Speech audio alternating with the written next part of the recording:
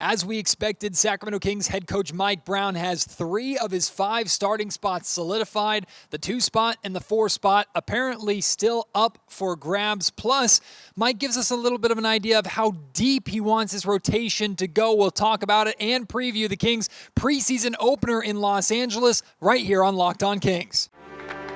You are Locked On Kings, your daily Sacramento Kings podcast, part of the Locked On Podcast Network, your team every day.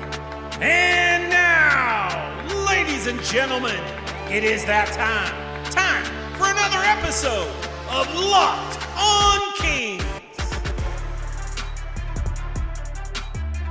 Hello and welcome into Locked On Kings, your podcast hub for Sacramento Kings coverage all regular season and all off-season. Today, presented by LinkedIn. LinkedIn Jobs help you find the qualified candidates that you want to talk to faster. Post your job for free at linkedin.com/lockedonnba. My name is Matt George. I have the privilege of being your host here. I'm a Sacramento sports reporter and producer at ABC 10 News here in the California capital. For you YouTube watchers, I'm currently sitting in our little garden here at the station, getting ready for not just a jam-packed NFL Sunday night here, Sunday currently going on. I will actually be Monday night in Santa Clara at Levi Stadium covering the San Francisco 49ers versus the LA Rams game. So while I'll still be watching and paying attention to the Kings game, I will not have time to record a post-game edition of Locked On Kings that you will get normally all season long after Kings games. So you're going to have to wait until Tuesday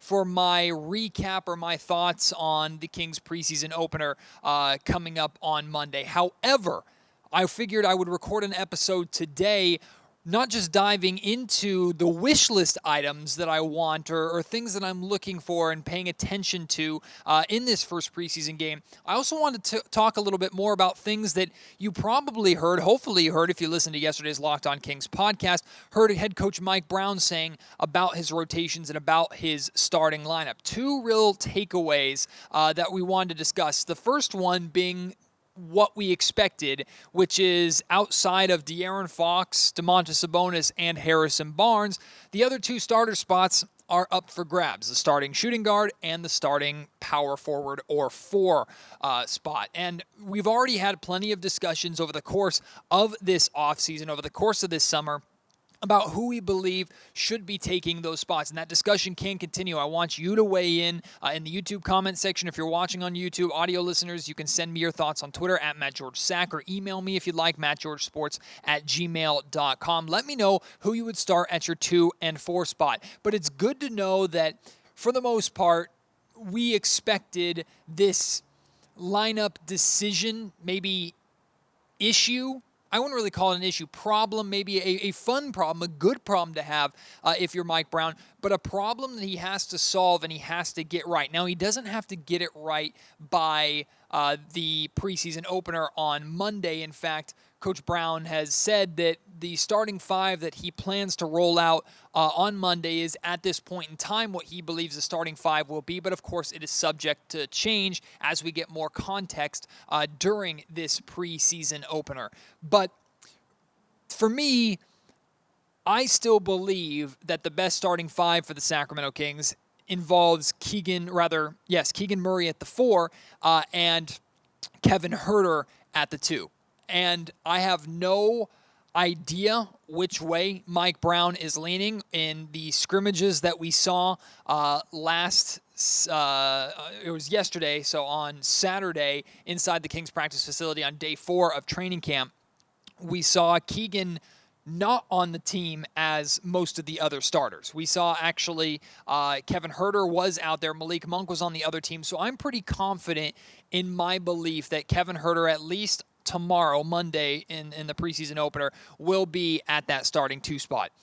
The starting 4 spot, though, might be up in the air. KZ Okpala was actually playing that 4 spot for the Kings in the final scrimmage that we watched. Now, the team, the entire roster was split into 2 groups. It was the lighter gray pennies and it was the darker black pennies. So the players that weren't playing in the scrimmages but were still on their given teams were essentially standing off to the side or on the bench. So KZ Okpala playing with Fox, Sabonis, Barnes, and Herter at that point in time, that doesn't suggest to me that Okpala is going to be the starting four for the Kings come their preseason opener. I would be shocked if that does happen.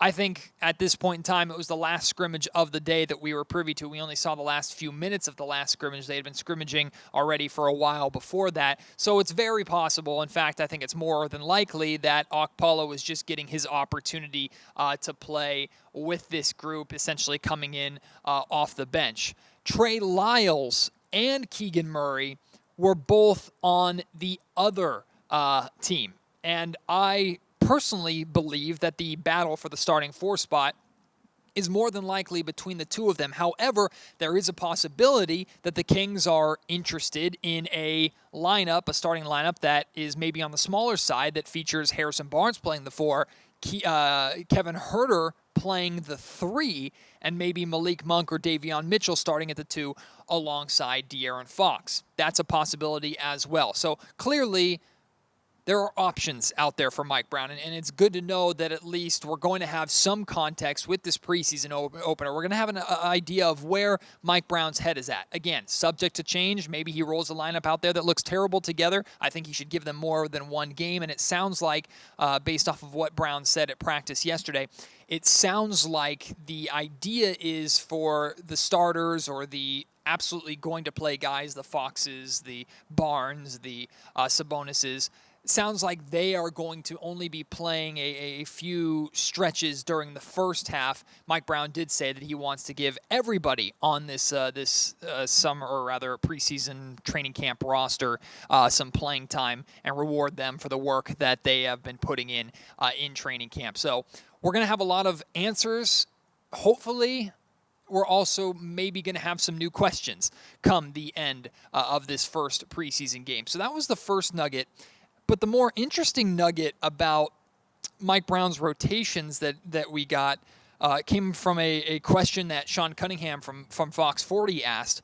And Sean posed the question about like how deep Mike Brown's rotations were going to be. Mike, early on in his coaching years, and he admitted this when he was like early on working with the Cleveland Cavaliers as the head coach of the Los Angeles Lakers, he had a tighter rotation, like an 8-man rotation. I personally thought that the sweet spot for the rotation with the Kings was going to be 9. However, Mike did share that he would like to go as far as a 10-man rotation if he can swing it. Now, Mike is not going to play 10 guys or have that 10th guy get playing time just to get him out there. It's going to be if that gives the Sacramento Kings the best chance to win while also optimizing the minutes that his starters are playing, not running De'Aaron Fox ragged or Domantas Sabonis ragged. It's about time management and player management over the course of an 82-game season, but whoever that 10th guy is, they have to be ready to come in and make a significant impact enough to be a consistent part of the rotation. It's definitely going to be an 8-man rotation because there are 8 solidified guys on this roster in Fox, Mitchell, Monk, Herter, Murray, Barnes, and Sabonis and Holmes. Those are those 8 solidified. I think Trey Lyles is the 9th man. I have no indication, or no one's ever told me that Trey is that 9th guy. I think it makes a lot of sense for Trey Lyles to be that 9th guy. So I think Trey is going to get some kind of role with this team consistently, more than likely off the bench. The 10th man, though, who is that? Is that a backup 3? I think it has to be. It has to be a wing. So is that Kent Bazemore? Is that KZ Okpala? Is that Chima Maneke? Maybe it's on the bigger side, a Chimezi Metu. Like that, I think that 10th spot, if we're talking about there is a 10th spot available and Mike Brown wants to try and find that 10th, that is about as wide open as it could possibly be. And that might be where the most serious competition is during training camp. So that is a question I don't expect to have answered come the end of this preseason opener on Monday. Because Mike, like he shared, is going to try and get everybody in the game. So his rotation is going to be what, like 20 guys deep, however many are on the training camp roster. So this is not going to be an accurate representation of what his rotations are going to be. But we might get an idea based off of how Chima or Chimezi or KZ or Kent perform. Maybe even I don't know, if you want to go really out of left field, maybe even Quinn Cook or Matthew Dellavedova, Sam Merrill maybe too. Like we'll get an idea of maybe who is the front runner to get that 10th spot if Mike indeed wants to have a rotation as deep as 10 men. I still think the rotation is going to be 9 more often than not. I think the Kings are going to need to have heavy minutes going to their top dogs if they want to win on a consistent basis this season in the NBA. But the fact that Mike is interested in going 10, he's looking for 10, and he believes that he has a 10th man on this roster that can fill that role successfully to give the rest that he wants to give to his starters. I think that's some significant insight into what Mike Brown is looking for and who he is as a head coach, and how much he values depth and rotations that Mike Brown, or rather Monty McNair, has tried to build for him and bring in for him this offseason. So coming up next, though, I'm going to talk about wish list items that I have, what I want to see from the Sacramento Kings in this preseason opener, and it has nothing to do with the final score. If the Kings win, great. If the Kings lose, who cares? Not interested in that. I will tell you, I have a list of things that I'm very, very much looking forward to seeing, and I'm definitely going to be paying attention to. Feel free to share with me your list as well. I think you're going to agree with a lot of things that I have to say, and you are probably going to want to keep an eye on a lot of the things that I have to say. We will get to that after I tell you about a great sponsor here of the Locked On Kings podcast, a newer sponsor here of Locked On Kings, or at least a returning sponsor who hasn't been around in a while, LinkedIn. These days, every new potential hire can feel like a high-stakes wager for your small business. You want to be 100% certain that you have access to the best qualified candidates available. That's why you have to check out LinkedIn Jobs. LinkedIn Jobs helps you find the right people for your team faster and, most importantly, for free. You add your job and the purple hiring frame to your LinkedIn profile to spread the word that you are hiring. There are simple tools like screening questions that make it easier to focus on candidates who have just the right skills and experience, so you can quickly prioritize who you would like to interview. It's why small businesses rate LinkedIn Jobs #1 in delivering quality hires versus leading competitors. LinkedIn Jobs helps you find the qualified candidates that you want to talk to faster. You can post your job again for free at linkedin.com/lockedonnba. That's linkedin.com/lockedonnba to post your job for free. Terms and conditions apply.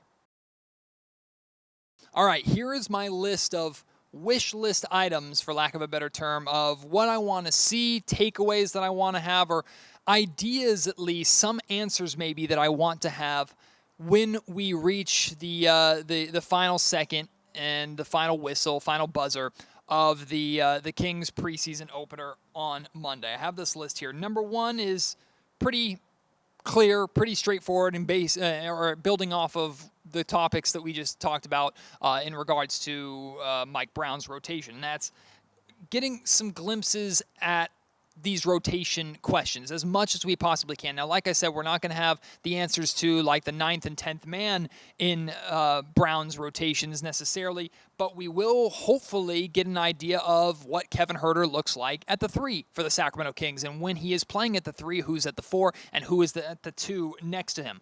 I want to see if we get any kind of time of Richaun Holmes and Domantas Sabonis together. I believe Holmes would play the 5 in that scenario. Sabonis would move over to the 4. If that is going to work, one, if not both of them, have to start hitting three-pointers enough to be able to space the floor, especially if De'Aaron Fox is on the floor with them at that point in time. And then I also really would like to see stretches of De'Aaron Fox and Davion Mitchell playing together. Now, I know for a fact that Davion is going to be the second floor general for this team. I know that when De'Aaron Fox is not in the game, Davion Mitchell will be in the game. He is going to be the floor general when De'Aaron Fox is out. But that doesn't mean that Davion only has to play the 15 or so minutes that De'Aaron is going to be resting on a nightly basis. I want to see what Davion Mitchell looks like next to De'Aaron. Who is the primary ball handler in that situation? I think it's still going to be De'Aaron Fox, but has Davion improved as an outside shooter? Has the work that De'Aaron Fox has been putting in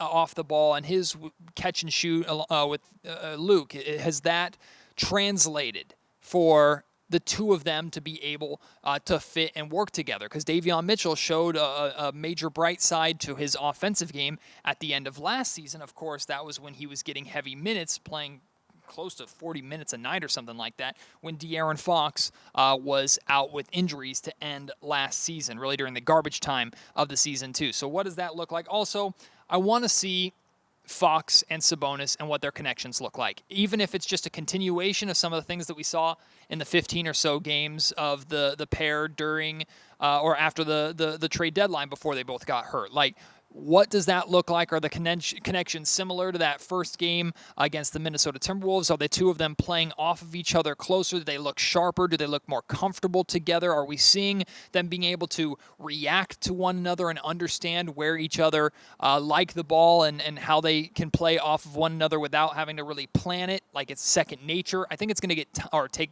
more time for them to get to that point, but do they ultimately look more comfortable playing together? That's going to be a big thing for me to pay attention to in this game. And again, if you have any thoughts, anything you want to add to this wish list, please send them to me at any time. Speaking of Domantas Sabonis, I want to see that three-point shot. I showed you some video on yesterday's podcast, and I posted on Twitter 2 minutes of both De'Aaron and Sabonis working on their three-point jumpers. Domantas was working a lot with Doug Christie in this particular drill, and for the most part, his shooting stroke looked good. Do I expect him to all of a sudden be a high 30s to low 40s three-point shooter? Absolutely not. But if he can get into the mid-30s, enough for him to take advantage of the crowd that De'Aaron Fox or other players draw, or if they decide to leave him open on the perimeter, can he make defenses pay for that? That's what I want to see. Do we get at least 3 Domantas Sabonis three-point jumpers, and is he capable of making hopefully 2 of them? I want to see something like that in this preseason opener. We're really excited for me to see Keegan Murray finally. I want to know how Keegan Murray works and how he fits with Fox and Sabonis specifically. He scored so well with the flow of the offense during Summer League, and that was with guys that he was better than all of them. He is no longer the best player on his team in Sacramento. However, he's, I think, one of the top guys here in Sacramento, or has the chance to be one of the top guys right away. The Kings, well, part of the reason why the Kings drafted him is their belief that he can make an immediate impact and right away help this Kings team end this playoff drought. So what does Keegan Murray look like when he shares the floor with De'Aaron Fox and Domantas Sabonis? Is he kind of forgotten about, or does he find a way to make his impact? Does he take advantage of the looks that the two of them get him, and will the two of them get him those good looks and make sure they're utilizing him maybe not the exact same way that the Summer League team was? I don't expect Keegan Murray to be a 20-plus points per game scorer for the Sacramento Kings right away, but are they looking for him? Is he involved when De'Aaron Fox and Domantas Sabonis are on the floor together? Definitely going to be paying attention to that. Of course, we've talked so much and heard so much about the defensive focus for this team now with head coach Mike Brown here. I don't expect the defense to be good at all. Can we see differences in their team defensive focus? Can I see a team that's working hard on their rotations, that is defending for more than just 2 dribbles like Luke Walton asked for? Is this a team that is communicating defensively? One that once they make mistakes, they talk about it, they come together, and they correct those mistakes. That's going to be a big focus for me in this game. And then Mike Brown also talked about wanting this team to play fast. So are they looking to push the tempo for all 48 minutes? Not just when De'Aaron Fox is in the game. Is Davion Mitchell trying to push the tempo? When Domantas Sabonis gets a defensive rebound, is he pushing the tempo sometimes and taking the ball up the floor? Malik Monk, is he taking the ball up the floor? Kevin Huerter, is he taking the ball up the floor? What does this team look like overall in transition? What works and what doesn't? And in reality, I'm expecting a lot of turnovers, a lot of sloppiness. That's common in preseason, especially for a team like the Kings who has so many new faces. They're getting used to playing together, and like I said, preseason, sloppiness, everybody's working off the rust. So even if the team turns the ball over a boatload of times, are they trying to push the tempo and run and transition? And then when they're forced into the half court, do they look competent with their half-court offense? I expect Domantas Sabonis to have a big positive effect on that. And finally, who is the possible 9th or 10th man? And what I mean by that is, who puts on a good enough showing to where they should be heavily considered? Like when Trey Lyles gets playing time, does he look better than the majority of the end of the bench to solidify my belief that he is the 9th man? And then who is that 10th man? Does Chima Maneke make the most out of his opportunity? KZ Okpala, does he look fantastic on defense and can provide the same offense that he provided at Stanford? Is it Chimezi Metu who's saying, hey, I've been here for a while, just a reminder, I'm still here and I still can contribute? Who steps up and really puts their name into the hat or makes it difficult for Mike Brown to say, okay, you are not my 10th guy? Those are my major wish list items that I have for the Sacramento Kings in this preseason opener. It's a lot of things to look out for. Even though the game might not be the best, the basketball might not be the most exciting, the final score might not matter, there are a lot of reasons to really be paying attention to this game, and we're going to be breaking a lot of these down. I have them saved, my list saved, so that we can revisit all of them and discuss them amongst other things on Tuesday when I finally get to break down this game. I'm just excited, of course, to have Kings basketball back to break down, even if it's ultimately meaningless basketball when it comes to records, but certainly not meaningless when it comes to the development of the Sacramento Kings and Mike Brown's identity as the Kings head coach going forward. Before we wrap up today's podcast, I want to remind you that it's not just LinkedIn who's a great sponsor here of the Locked On Kings podcast, but of course our friends at BetOnline been supporting us all off-season long. BetOnline.net is the #1 place for all of your sports betting, including right now football, college, NFL.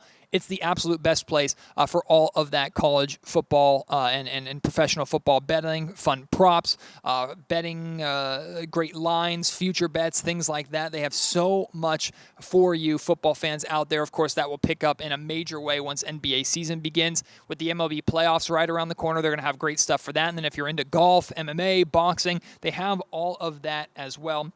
BetOnline is also a great resource for you to get all your in-depth articles, your analysis on every single game you can find. Also great podcasts there as well. It's the fastest and easiest way to check in on all of your favorite games and events. Head to betonline.net or use your mobile device to learn more. BetOnline, where the game starts.